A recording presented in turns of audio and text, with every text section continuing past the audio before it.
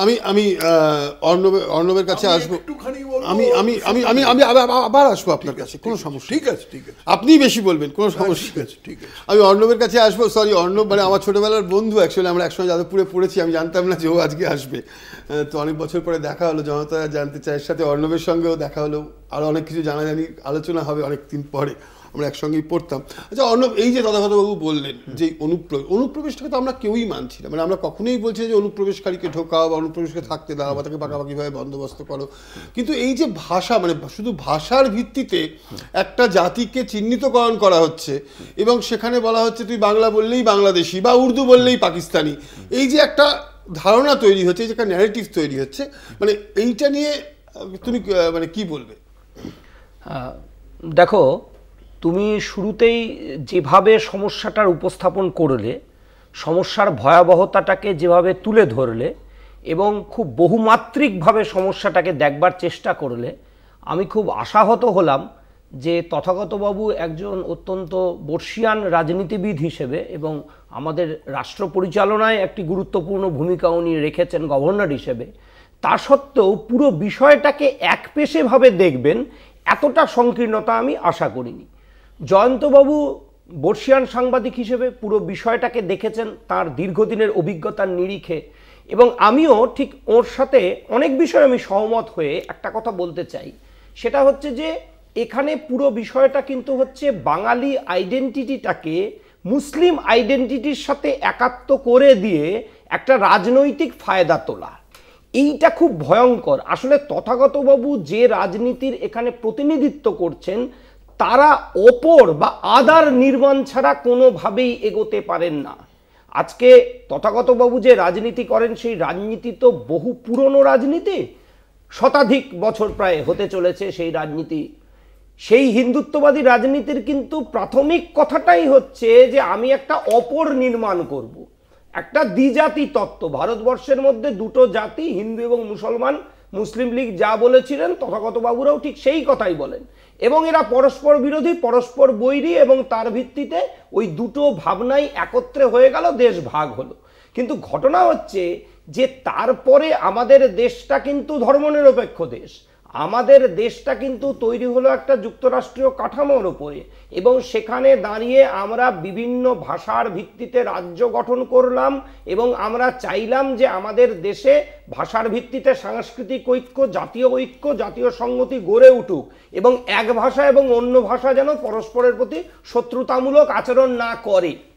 কিন্তু দুর্ভাগ্যের হলো এটা সত্য যে ভারতবর্ষে এই যে রাজনীতি আজকে দেখছি আমরা, যার কদর্য বহিঃপ্রকাশ আসামে দেখা যাচ্ছে, উড়িষ্যায় দেখা যাচ্ছে, মহারাষ্ট্রে দেখা যাচ্ছে, এটা কি কেবল আজকের ঘটনা? আচ্ছা, আজ থেকে 60 বছর আগে 1966 সালে তো শিবসেনা দলের প্রতিষ্ঠা হয়েছিল। শিবসেনা রাজনীতি কি দিয়ে শুরু করেছিল, কি বলেছিল? বাজাও পুঙ্গি হাটাও লুঙ্গি। দক্ষিণ ভারতীয়দের টার্গেট করে মহারাষ্ট্রের রাজনীতি শুরু করেছিল, এবং 8.4% তখন হচ্ছে দক্ষিণ ভারতীয়রা মহারাষ্ট্রে, মানে মুম্বাই শহরে, এবং তখন তাদেরকে টার্গেট করা হলো কারণ তারা এই ভাষার ভিত্তিতে একটা বিভাজন করে একটা ঘৃণার রাজনীতি ছড়িয়ে দিয়ে তারা তখন তাদের রাজনৈতিক ফায়দা তুলতে থাকলো। এবং আমরা দেখেছি এই ধরনের রাজনীতির কি ভয়ঙ্কর পরিণতি হয় সেটা আমরা দেখেছি। পরবর্তীকালে শিবসেনা শিফট করলো, চলে গেল হচ্ছে মুসলিম এবং কমিউনিস্ট, সেখানে আবার অ্যান্টি ন্যাশনাল তকমা দিয়ে। ফলে বিষয়টা হচ্ছে যে কখনো না কখনো এরা এই জায়গাটাকে সামনে আনতে বাধ্য হয়, যদিও তারা সবকা সাথ সবকা বিকাশ ইত্যাদি বলে, কিন্তু শেষ পর্যন্ত একটা অপরের নির্মাণ করা ছাড়া এদের কাছে কোনো জায়গা নেই। ফলে আজকে হিন্দু মুসলমান এই বিভাজনের রাজনীতি যারা করবে, তারা স্বাভাবিকভাবেই সেই রাজনীতির মাধ্যমে তারা আইডেন্টিফাই করবে কি দিয়ে। প্রধানমন্ত্রী একবার বলেছিলেন যে আমি পোশাক দেখে বলে দেবো কে হচ্ছে আক্রমণকারী। আজকে পোশাক না, চলে গেছে ভাষা দেখে বলে দিচ্ছি কে হচ্ছে ভারতীয়, কে ভারতীয় নয়। এটা লজ্জার ব্যাপার যে আমাদের দেশ, যে দেশে দ্বিতীয় সর্ববৃহৎ ভাষাগত জনগোষ্ঠী হচ্ছে বাঙালি, আজকে সেই বাঙালিকে আজকে আতঙ্কের মধ্যে থাকতে হচ্ছে যে আমি বাংলা বললে আমাকে বাংলাদেশি বলা হবে নাকি। জয়ন্তবাবু খুব সঠিকভাবে বলেছেন যে স্প্যানিশে কথা মেক্সিকোর লোকেরাও বলে, স্প্যানিশে কথা আর্জেন্টিনার লোকেরাও বলে, আবার স্প্যানিশে কথা স্পেনের লোকেরাও বলে। এবার ট্রাম্প সাহেব যদি ওয়াশিংটন ডিসি থেকে নিউ ইয়র্কে স্প্যানিশে কথা বলা মাত্রই তাকে জেলে পুরে দেন যে তুমি হচ্ছে ইনফিল্ট্রেটার, তাহলে তো মহা মুশকিল। আজকে ভারতবর্ষে শুধু নয়, পৃথিবীর বিভিন্ন দেশেই সীমান্ত পেরিয়ে মানুষজন আসেন। তার নানা কারণ থাকে, অর্থনৈতিক কারণটাই মূলত থাকে যে তারা নিজেদের দেশে যেভাবে জীবনযাপন করতে পারছেন তার থেকে উন্নততর জীবনের সন্ধানে তারা দেশের সীমান্ত পেরিয়ে যান। আচ্ছা, ভারতবর্ষে বহু মানুষ তো আমেরিকায় যাচ্ছেন, তার মধ্যে তো অনেকেই ইলিগাল ডকুমেন্টেশনের জন্য তাদেরকে, এবং কি বিশ্রীভাবে ট্রাম্প সাহেব তাদেরকে পাঠিয়েছেন, তো সেকলে বেঁধে কার্যত তাদের পাঠানো হলো বিমানে চড়িয়ে। আমরা সকলে নিন্দা করেছি। তাহলে এই জিনিস যখন আমেরিকায় হচ্ছে আমরা নিন্দা করছি, একই ধরনের জিনিস ভারতবর্ষে করছি, এবং তারা যাদেরকে করছি তারা ভারতীয়ই।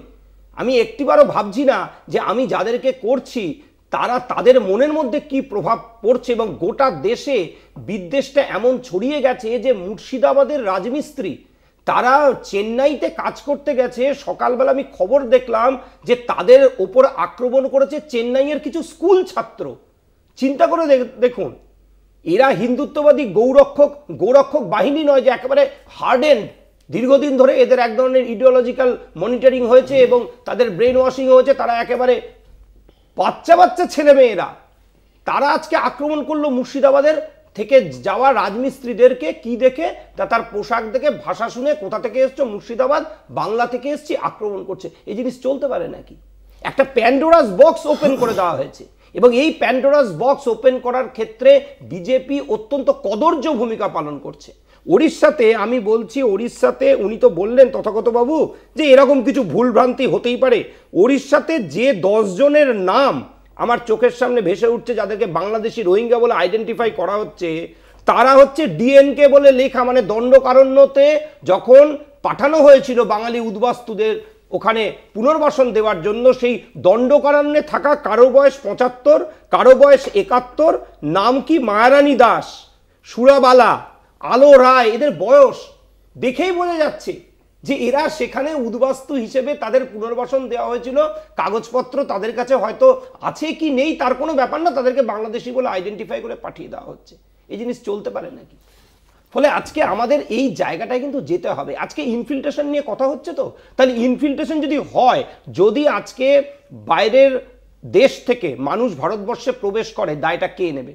দায়টা বিএসএফকে নিতে হবে, দায়টা কেন্দ্রীয় সরকারকে নিতে হবে। আমি উল্লেখ করছি, ধরুন বিজেপি আজকে ভারতবর্ষে 96 সালে 13 দিনের জন্য সরকারে এসেছিল, তারপরে 98 থেকে 2004, 2014 সালে আমাদের দেশে রাজ্যসভার একটা রিপোর্টের কথা আমি বলছি। রাজ্যসভায় 6 আগস্ট 2014 রাজ্যসভার ডিবেট, সেখানে প্রশ্ন হচ্ছে what is the status of infiltration of Bangladeshis in India, whether it has increased many fold. সেখানে তখন যিনি minister of state in the ministry of home affairs Kiran Rijiju, তার যে বক্তব্য তাতে দেখা যাচ্ছে তিনি বলছেন 16,530 জন বাংলাদেশি ন্যাশনালস ইন্ডিয়াতে এসেছিলেন with valid travel documents and they are found to be overstaying. তার বাইরে কতজন এসেছেন সেটা উনি বলতে পারলেন না। অথচ তথাগতবাবু যখন শুরুই করলেন বক্তব্যটা, মনে হলো দেশ কোটি কোটি বাংলাদেশিতে ছেয়ে গেছে, আমরা ভারতবর্ষে থাকছি না, বাংলাদেশিরাই থাকছে।